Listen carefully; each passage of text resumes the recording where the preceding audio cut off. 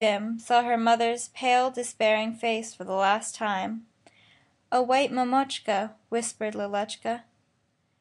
Mamochka's white face became blurred, and everything grew dark before Lelechka. She caught the edge of the bed cover feebly with her hands and whispered, "Twee, twee." Something rattled in her throat. Lelechka opened and again closed her rapidly paling lips, and died. Seraphima Alexandrovna was in dumb despair as she left Lelechka and went out of the room. She met her husband. "Lelechka's dead," she said in a quiet, dull voice. Sergei Modestovich looked anxiously at her pale face.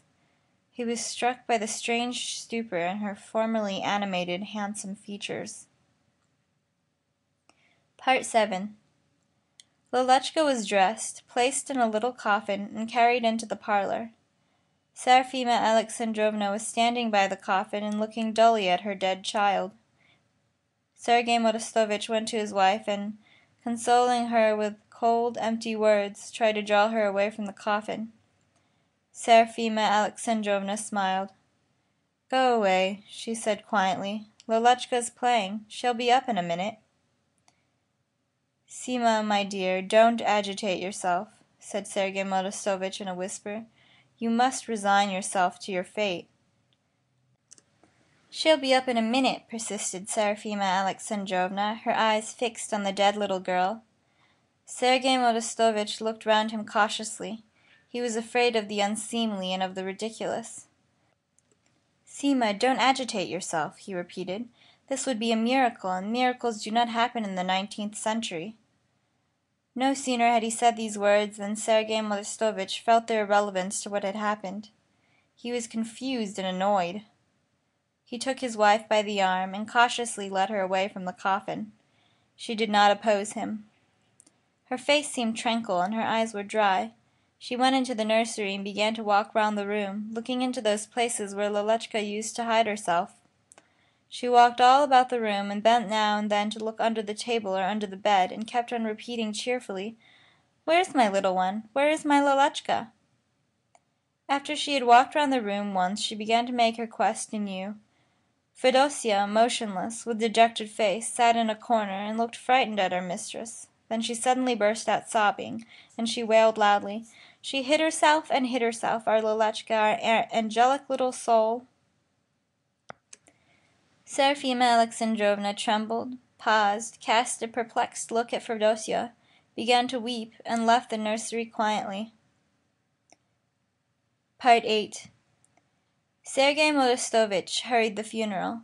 He saw that Seraphima Alexandrovna was terribly shocked by her sudden misfortune, and as he feared for her reason, he thought she would be more readily diverted and consoled when Lelechka was buried.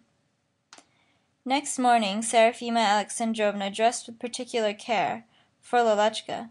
When she entered the parlor there were several people between her and Lelechka. The priest and deacon paced up and down the room, clouds of blue smoke drifted in the air, and there was a smell of incense.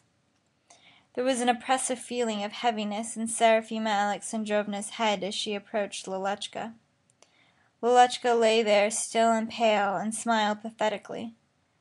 Seraphima Alexandrovna laid her cheek upon the edge of Lelechka's coffin and whispered, "Twee, twee, little one." The little one did not reply. Then there was some kind of stir and the confusion around Seraphima Alexandrovna. Strange, unnecessary faces bent over her. Someone held her, and Lelechka was carried away somewhere. Seraphima Alexandrovna stood up erect, sighed in a lost way, smiled, and called loudly, "Lelechka!" Lelechka was being carried out. The mother threw herself after the coffin with despairing sobs, but she was held back. She sprang behind the door through which Lelechka had passed, sat down there on the floor, and as she looked through the crevice, she cried out, "Lelechka, twee, twee!" Then she put her head out from behind the door and began to laugh. Lelechka was quickly carried away from her mother, and those who carried her seemed to run rather than to walk. End of Hide and Seek by Fyodor Sologub.